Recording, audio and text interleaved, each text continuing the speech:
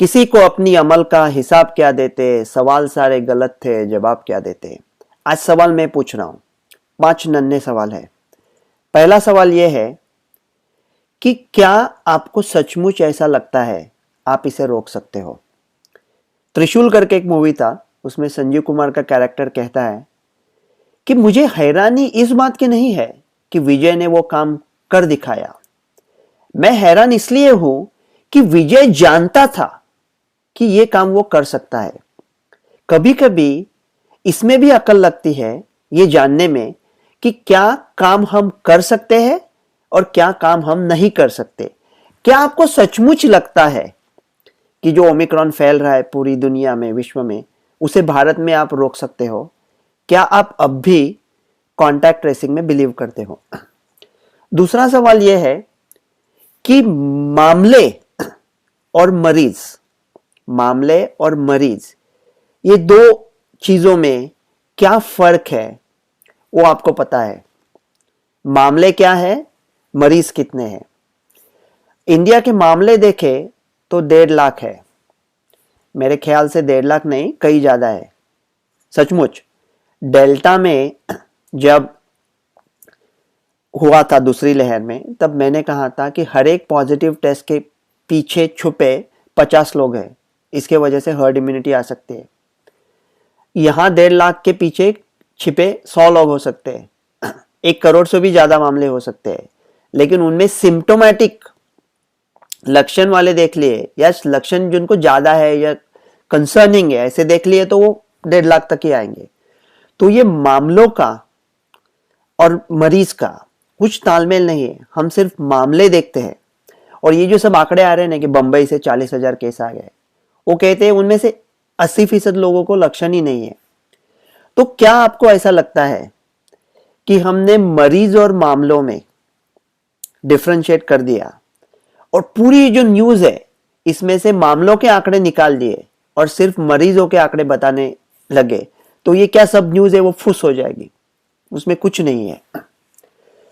तीसरा नन्हा सवाल यह है कि हॉस्पिटलाइजेशन की जब बात होती है तो क्या आपको ऐसा लगता है कि दूसरी बीमारियां आपको मार सकती है, या आप दूसरी बीमारियों से महफूज है, आपको सिर्फ कोविड ही मार सकता है? 2 एग्जांपल दूंगा। अभी देखो, मैं दिल्ली आया था, अभी था, कुतुब मीनार गया था। शायद में मेरे न्यूज़ 24 के एक दोस्त है मानक गुप्ता जी, उनके साथ गया था, मानक जी के साथ कुतुब मीनार गया।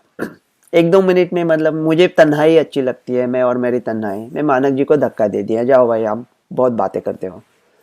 तो गिर गए बेचारे, पैर में मोच आ गई। हम उनको लेके एम्स पहुंच गए। वो मानक जी कह रहे मेरे पैर में दर्द हो। हम कहते चुप रहो मियाँ, पहले हमको उनको नाक में डाल दिया, वो ओमिक्रॉन निकला। आपको सबको होता ही है ओमिक्रॉन, कहाँ से निकल, नाक में डाला तो निकलने वाला ही है। तो ओमिक्रॉन पॉजिटिव आ गए। तो हमारे एक एंकर भैया ओमिक्रॉन से एम्स में भर्ती, सारे न्यूज़ कैमरा पहुंच गए संवाददाताओं के साथ कि ये न्यूज़, क्या मानक जी का एडमिशन ओमिक्रॉन की वजह से हुआ था या रवि जी की वजह से हुआ था? मैंने उनको धक्का दे दिया। ये जो हॉस्पिटलाइजेशन है, अभी अमेरिका में 1,16,000 हॉस्पिटलाइजेशन के मामले सामने आए हैं। कुछ हॉस्पिटल्स का सर्वे किया गया तो उनमें 25%, कुछ अस्पताल में 60% लोग ऐसे थे जो किसी दूसरी वजह से आ गए थे, और हमको कुछ अकल है नहीं, 2 कौड़ी की अकल है नहीं हमारे एक्सपर्ट्स को भी, तो हमने उनका टेस्टिंग कर दिया कि भाई आए हैं तो कर देते हैं टेस्टिंग, ओमिक्रॉन भी देख लेते हैं आपको है क्या। तो उनको सब ओमिक्रॉन निकला। तो मेरे ऐसे 3 पेशेंट है अभी, बेचारे गिर गए, हिप फ्रैक्चर से आए, नाक में डाला तो ओमिक्रॉन निकला, अभी सब बंद है, इसमें पड़े, रूम को ताला लगा के पड़े हैं वहाँ पे। तो ये जो हॉस्पिटलाइजेशन के आंकड़े भी आएंगे, काफ़ी लोग ऐसे हैं वो हॉस्पिटल दूसरी वजह से गए हैं और उनमें ओमिक्रॉन निकल आता है क्योंकि उनका पॉजिटिविटी इतना है। साउथ अफ्रीका में एक स्टडी आया था, ये तो बच्चों का वैक्सीनेशन हॉस्पिटलाइजेशन बढ़ा है, 82 बच्चे थे, लेकिन जब ध्यान से देखा गया तो समझ में आया इनमें से कई बच्चे दूसरी वजह के लिए थे, उनमें ओमिक्रॉन निकल आया था। तो अगर एक आदमी, ओमिक्रॉन की मौत भी देखी जाए, अगर एक आदमी को थोड़ा 70 साल का है, उसको सीने में थोड़ा दर्द है, लेकिन वो डर रहा है हॉस्पिटल जाने में। उसका कार्डियोलॉजिस्ट आइसोलेशन में है, कार्डियोलॉजिस्ट का पूरा स्टाफ है क्वारंटाइन में। तो वो सोचता है कि मैं अस्पताल जाऊं तो प्रॉब्लम आ जाएगा, वो घर में काफ़ी देर तक रुकेगा, जब चेस्ट पेन बेकाबू हो जाएगा तब जाएगा, शायद दुर्भाग्यता से उसकी हार्ट की वजह से मौत हो जाएगी। उसका टेस्टिंग करेंगे तो ओमिक्रॉन निकलेगा, और उसका टेस्टिंग में ओमिक्रॉन निकला भी नहीं तो ये मौत की जिम्मेवारी हम पर है, क्योंकि हमने ये डर का माहौल बना दिया, उसके वजह से वो अस्पताल नहीं पहुंचा। तो बाकी कैंसर, हार्ट, ये जो जानलेवा बीमारी है, वो बीमारियां भी आपको मारेगी, और वो मारेगी क्योंकि हम ओमिक्रॉन की वजह से सहमे सहमे डर में घड़े पड़े हुए हैं। चौथा सवाल ये है कि आपको अमीरी पसंद है या गरीबी पसंद है? सीधा सा सवाल है। देखो, हमने तो ये तय है कि हम इसे रोक नहीं सकते। अगर आप फिर भी कॉन्टैक्ट ट्रेसिंग में बिलीव करते हो और ये करेंगे, ये लॉकडाउन करेंगे, वो करेंगे, तो अगर ऐसा कर दिया, मतलब अगर एक आदमी को लक्षण नहीं है और शायद लक्षण है, वो पॉजिटिव आया, उसके कांटेक्ट में जो लोग हैं वो सब क्वारंटाइन में चले गए, ऐसे हम लोग के अगर 1 करोड़ मामले आते हैं तो क्या 40 करोड़ लोग आइसोलेशन क्वारंटाइन में जाएंगे? ये संभव ही नहीं है। इसलिए अमेरिका कह रहा है अगर आपने 3 टीके लिए हैं तो क्वारंटाइन का जरूरी नहीं है, सिर्फ मास्क पहन पे काम पे जाओ। तो मैं कह रहा हूं कि भारत भी ऐसा कर सकता है। जिन्होंने 2 टीके लिए हैं, काफ़ी सारे लोगों को कोविड भी हो चुका था, सिर्फ मास्क पहन पे काम पे जाओ, वो लोगों को क्वारंटाइन मत करो। अगर ये सब 3 हफ्ते में कम होने वाला है, बहुत कम होने वाला है। अगर हमने ये कुछ बड़ा लॉकडाउन वगैरह लगा दिया तो मेरा मानना ये है कि ओमिक्रॉन मामला, हॉस्पिटलाइजेशन, डेथ उतने ही रहेंगे। फर्क सिर्फ इतना होगा कि हम गरीब देश में ये मामले आएंगे, अगर ये लॉकडाउन नहीं किया तो अमीर देश में मामले आएंगे। ये एकदम सीधी सी बात है।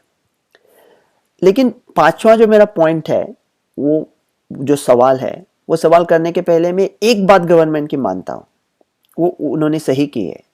वैसे वो ज़्यादातर मौके नहीं देते उनको सही कहने को, लेकिन ये चीज़ सही है। उनको लगता है कि ये जो ओमिक्रॉन का जो स्पाइक है वो अभी आ रहा है, मतलब मेरे ख्याल से ऑलरेडी हम वहाँ पे है, तो बड़ा स्पाइक में अगर ज़्यादा केसेस पकड़ लिए तो थोड़ा लोड आ सकता है। इसलिए वो कह रहे हैं अभी 2 हफ्ता कुछ पाबंदी लाएंगे, और वो सही है। वो जो स्पाइक को पकड़ने के लिए अगर वो लाना चाहते हैं तो सही है। तो मैं जो मेरे फॉलोअर्स है उनको कहूँगा 2 हफ्ता आप कड़ाई से मास्क पहन ले।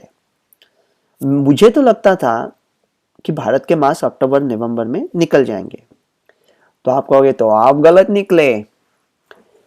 हमारे कुछ दौर ऐसा आता है हमारे जीवन में कि गलत बात सही होती है और सही बात गलत होती है। उसका टाइमिंग देखना पड़ता है कि कब कहाँ की थी, वो अभी छोड़ दो पिछला। मैं कह रहा हूं 2 हफ्ता मास्क पूरी तरह से पहन लो। अब ये मेरा 5वां चौंकाने देने वाला तो सबसे नन्हा सवाल है और थोड़ा बेबाक है। वो सवाल करने से पहले मैं एक बात को स्पष्ट कर देना चाहता हूं कि मुझे कोविड अप्रोप्रिएट बिहेवियर से कोई शिकायत नहीं है। मुझे मास्क से कोई शिकायत नहीं है, हाथ धोने से कोई शिकायत नहीं है। मेरा मानना सिर्फ ये है कि भारत की जनता जो क्या कोविड इनअप्रोप्रिएट बिहेवियर कर रही है, तो मेरा सवाल आता है अभी। आज है 9 जनवरी, 1 महीना पहले था 9 दिसंबर। क्या 9 दिसंबर को भारत की जनता अच्छी तरह से मास्क पहन रही थी, हाथ धो रही थी और कोविड अप्रोप्रिएट बिहेवियर कर रही थी, सोशल डिस्टेंसिंग बना रही थी? उसका जवाब है नहीं। 9 जनवरी को क्या भारत की जनता अच्छी तरह से मास्क पहन रही है, सोशल डिस्टेंसिंग कर रही है, ये वो कर रही है? उसका जवाब है नहीं। तो 8 दिसंबर को जवाब था नहीं, 9 जनवरी को जवाब था नहीं। 8 जनवरी को केसेस थे 6000 8 दिसंबर को, और 8 जनवरी को है 1,50,000। सो अगर भारतीय जनता के वर्तन में कोई तब्दीली नहीं है 8 दिसंबर और 9 दिसंबर और 9 जनवरी में, तो केसेस में जो तब्दीली आई है उसकी सिर्फ एकमात्र वजह इंडियन लोगों का बेजवाबदार, इंडियन लोगों का बिहेवियर ये नहीं हो सकता ना, उसकी कुछ और भी वजह हो सकती है। इसलिए सिर्फ उनके वर्तन को इल्जाम ना दे, दूसरे कुछ चीजें उन्हें ढूंढ निकाले। मैं तो कह रहा हूं अभी 2 हफ्ते मास्क पहन लो, ये पीक आके चला जाएगा, उसके बाद सब खोल दो, सब खोल दो, जो होगा वो देखा जाएगा। ऐसे ये जीना कोई जीना नहीं है। न मुंह छिपा के जियो, न सर झुका के जियो, गमों का दौर आए तो भी मुस्कुरा के जियो। मैं सोच रहा हूँ कुछ हफ्तों में आके ऐलान कर दूंगा कि अभी ये सब छोड़ दो। पहले भी किया था, लेकिन इस टाइम सच्ची वाला। डॉक्टर रवि गोडसे।